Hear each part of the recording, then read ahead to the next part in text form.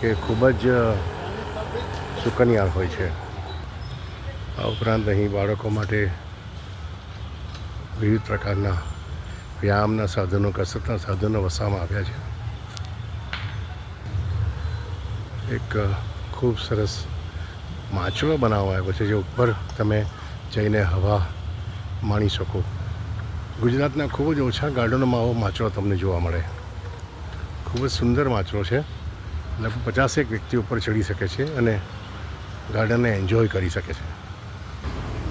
ગાર્ડનમાં આવનાર પબ્લિકને અહીં બેસીને કોઈ મિટિંગ કરવી હોય, મનોરંજનના સાધન, કોઈ ગીત સંગીત વગાડવું હોય, તેના માટેની વ્યવસ્થા પણ અહીં કરવામાં આવી છે. લગભગ 50 ફૂટ.